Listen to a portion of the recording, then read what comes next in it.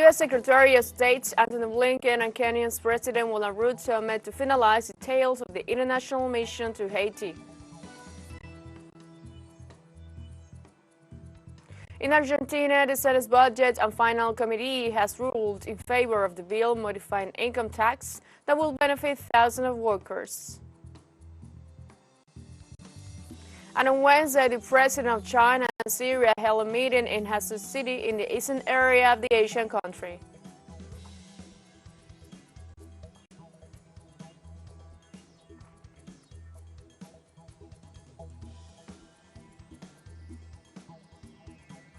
Hello, welcome to From the South. I'm Anna Razabal from the TeleSUR studios in Havana, Cuba. We begin with the news.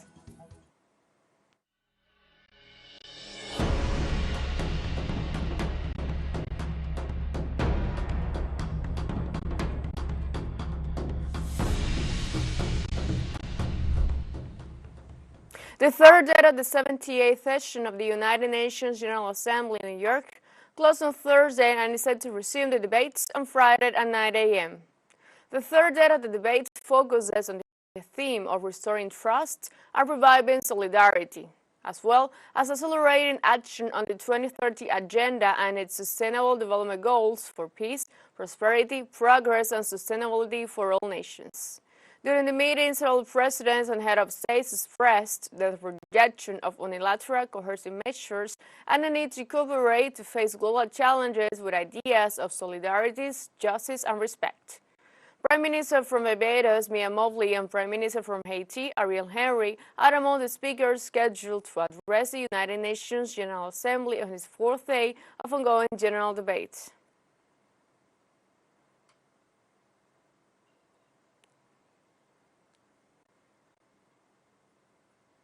During his speech at the United Nations General Assembly, Trinidad and Tobago's Prime Minister Keith Rowley regretted the increasing wave of gun violence being suffered by his country and many of the small Caribbean islands and blamed the gun manufacturers and traffickers for it. Is the proliferation and use of illegal firearms in our society, which, just like in other jurisdictions, bring untold suffering to many families and communities and the nation as a whole.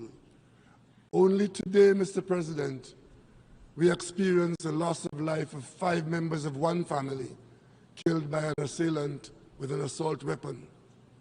Mr. President, this situation has worsened largely because of the accelerated commercial availability, coupled with illegal trafficking from countries of manufacture into the almost defenseless territories of the Caribbean.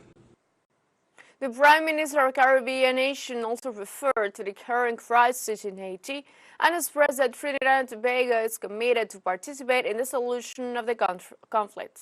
We, the United Nations gathered here, must prioritize authorization for the external help that Haiti desperately needs. Mr. President, just like anywhere else in the world, Haiti deserves peace. Haiti deserves prosperity. Haiti deserves progress, and Haiti deserves sustainability. Haiti requires the intervention of the United Nations now. I wish to assure you that Trinidad and Tobago, as an honest broker, remains fully committed to working with the government of Haiti and all other stakeholders to arrive at an indigenous solution to comprehensively address the crisis in that country. Mr. President, Trinidad and Tobago is of the view that in order to rebuild trust and reignite global solidarity, there must be universal adherence to the Charter of the United Nations and international law. Respect for the sovereignty and territorial integrity of all states must be paramount and permanent.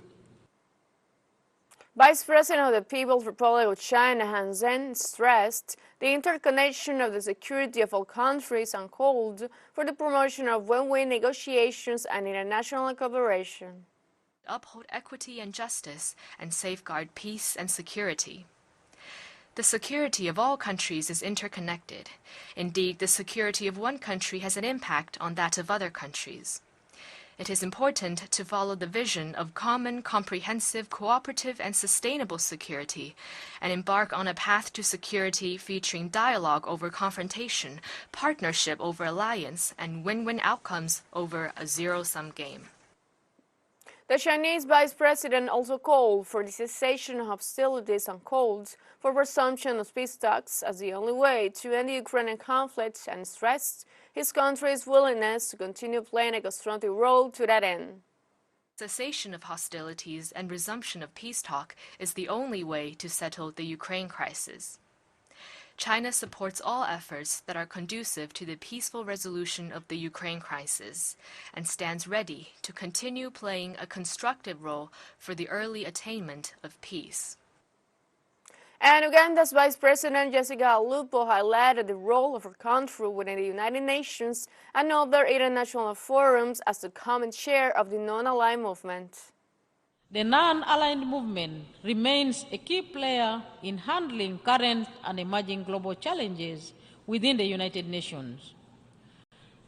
The movement remains relevant in serving the interests of its member states in line with its founding principles and purposes. In this regard, Uganda, as the incoming chair of NAM, will closely work with other NAM countries to further strengthen the tenets and values of the organization and the important role that the movement plays within the United Nations and other international fora. United States Secretary of State Antony Blinken and Kenya's President William Ruto have met to finalize details of the international mission to Haiti. The meeting took place in parallel to the high-level week of the United Nations General Assembly. During the meeting, the fundamental details of the international mission that the African country has offered to combat the Haitian security crisis were discussed. The head of the United Nations diplomacy highlighted the Kenyan leadership that has offered to deploy 1,000 agents. On Friday, the United Nations will discuss the definition of an intervention for the Caribbean country that will have to be endorsed by the Security Council.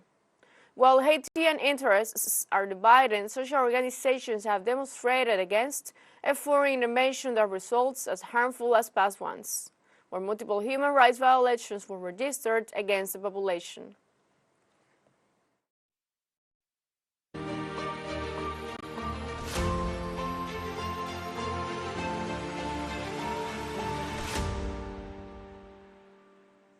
And we stay in the United States, where President Joe Biden has held a meeting with his Ukrainian counterpart Volodymyr Zelensky, who told him that they will lose the war if foreign aid stops. The recent visit by President Zelensky to the United States was not as successful as his previous trips. Despite his effort, Congress did not allow him to give a speech, and the Senate support was lacking. During a brief 30-minute meeting with the U.S. President, an additional $24 billion budget was pledged. But some members of the Congress, including some Democrats, are hesitant to approve the request. President Zelensky understands the importance of this visit and has labeled it as critical. However, if Congress does not approve the request by September 30, it is unlikely that any further funding will be allocated for the rest of the year. Let's take a short break, but remember you can join us on TikTok at TeleSUR English, where you find news in different formats, new dates, some more. All studies coming up, stay with us.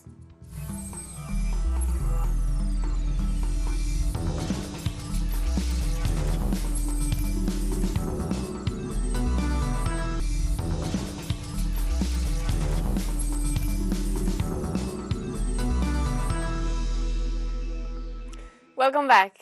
The permanent ambassador of Venezuela to the United Nations, Samuel Moncada, presented on Wednesday in the framework of the United Nations General Assembly the blogging map that shows the consequences of the imposed unilateral coercive measures.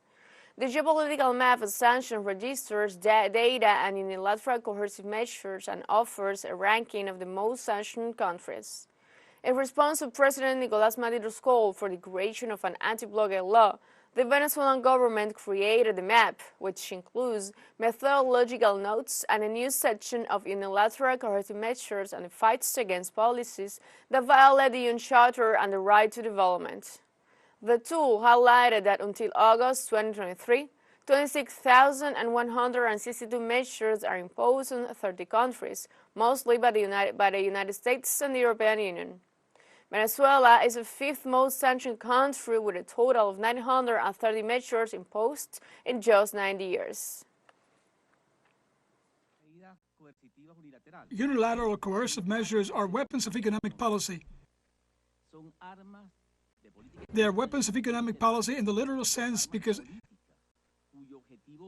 they are political weapons whose objective is the political control of weaker nations by the powerful nations that control the world economic system. They abuse their position of dominance in the world economic system and use that system as a weapon against weaker nations. Venezuela's Deputy Minister of Anti-Blockade Policies, Julian Castillo, described the implementation of unilateral coercive measures as a search tool to condition international policy. The use of unilateral coercive measures has become a recurrent practice since 1950. A recurrent practice since 1950 as instruments of foreign policy. In other words, together with other instruments that include, of course, wars, military and political pressures, the unilateral coercive measures have become an instrument that seek to use economic decisions in the field of economy to condition the political behaviors of nations. As the sanctioning agents themselves say, to modify behaviors or achieve regime changes. The Bolivian Minister of Foreign Affairs, Rogelio Maita, signed an agreement with his Honduran counterpart, Enrique Reina, on the abolition of visas. The agreement will facilitate mobility for tourism, cultural and business purposes between both countries. It was signed during the 78th session of the United Nations General Assembly in New York. The aim of this new pact is to abolish the requirement of visa or entry authorizations for tourism or visit for nationals of the two countries who wish to visit the other territory, whether they hold ordinary diplomatic or official passports.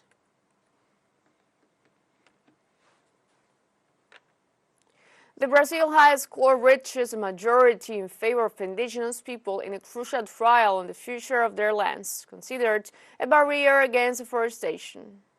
With a vote of the two new judges this Thursday, 7 of the 11 magistrates of the highest court rejected the so-called temporary framework, a thesis defended by the powerful agricultural lobby that only recognizes as indigenous territories those occupied by then when the Constitution was promulgated in 1988.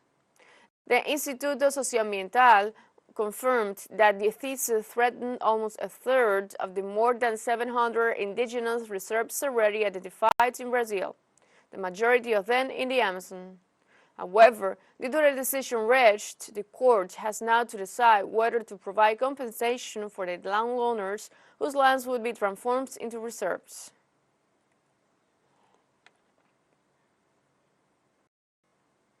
The Budget and Finance Committee of the Argentine Senate has ruled in favor of the bill modifying income tax that will benefit thousands of workers.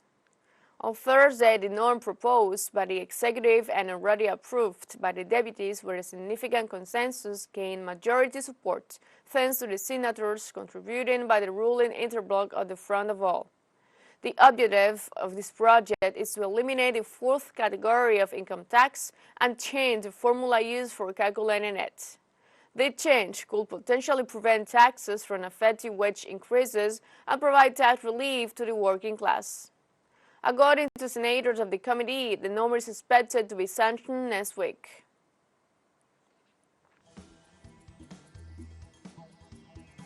We have a second show break coming up, but before we invite you to visit our YouTube channel at TeleSUR English. There you'll be able to rewatch our interviews, sub-stories, special broadcastings, and more. Hit the subscribe button and activate the notification bell to stay up to date on the world's more recent events. Final show break, don't go away.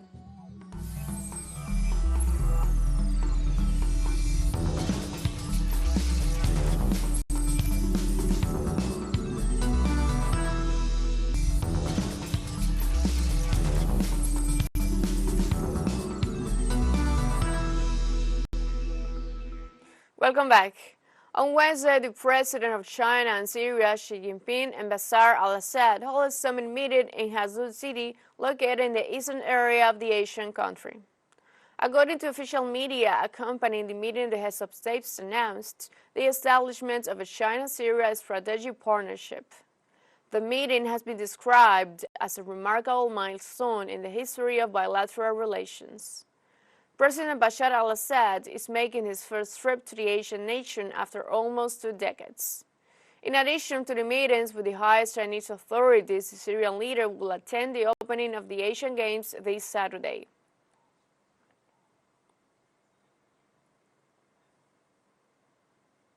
Canada is adjusting the presence of a diplomatic staff in India. While New Delhi is holding visa services in Ottawa as a dispute over the murder of a Canadian citizen deepens. Prime Minister Justin Trudeau on Monday cites supposedly believed intelligence information before the House of Commons that agent of Indian Prime Minister Narendra Modi's government may be linked to the murder of Hardeep Singh Nijjar. 45 Nijjar, a prominent Sikh leader who advocated the Khalistan movement, was shot and killed June 18 in front of the Guru Nanak Sikh Gurdwara in Surrey, British Columbia.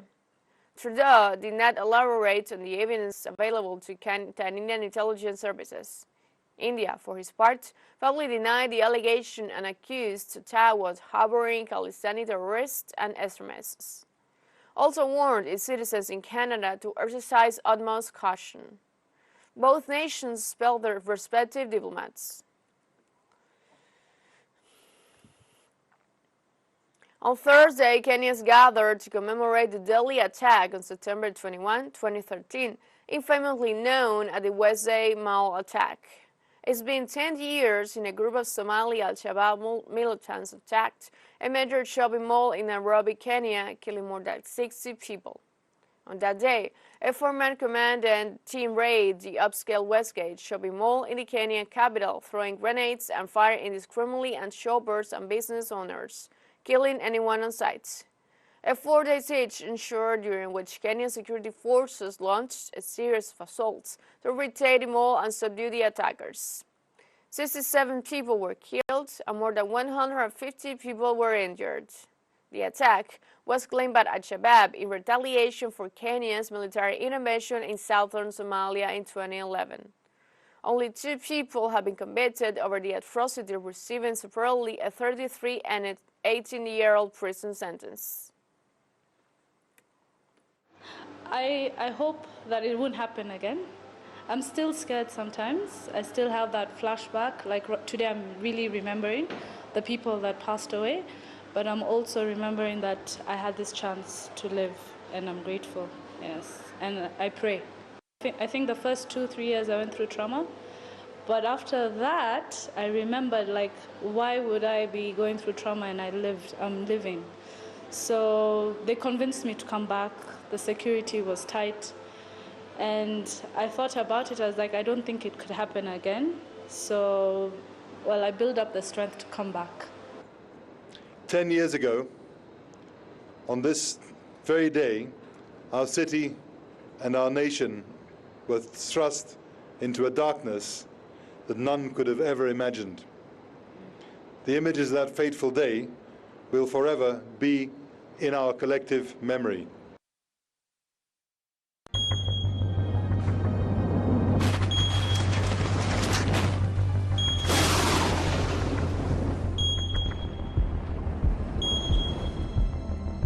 In Libya, flood-hit city of Derna, the Mediterranean sea breeze mixes with the nauseating stench of human remains buried under the mockade rubble. 10 days after a tsunami-scale flash flood ripped through the coastal city, raising entire neighborhoods, many of the traumatized survivors are still waiting to learn the fate of missing relatives. Bodies are still trapped inside shattered buildings and below the mountains of mud, now turning into shocking dust as emergency response crews up with a grim search. Untold numbers of people were swept away by the raging waters and into the sea when 2 upstream dams burst late at the night after some Daniel's erosion lanes lashed the area. Hundreds of bodies have since washed back onto the shores. The official death toll stands at more than 3,300, but the eventual count is expected to be far higher, with international aid groups giving estimates of up to 10,000 people missing. All my family survived except my brother. He was injured after his arm was hit by an iron bar and was bleeding for over 4 hours. The water was blocking the house door. We couldn't take him out because the door was blocked. We all have relatives here. We have no clue. We don't know whether they are alive or dead. Shall we hold funerals for them or keep searching? The situation is very hard and catastrophic. On Thursday in Colombia, authorities reported a forest fire in Altos Jimenga, located in the city of Cali, southwest of Colombia. The report issued by local authorities confirmed that the fire, which started early on Thursday, persists, and the residents of the area fear for the integrity of their homes. The fire department has not been able to contain the voracity of the flames that can be seen from several points of the capital of the department of the Valle del Cauca. In the meantime, reports also indicate that the fire is approaching the area of Chipichape. Preliminary investigations indicate that the fire originated due to the strong winds and high temperatures that hit the city of Cali.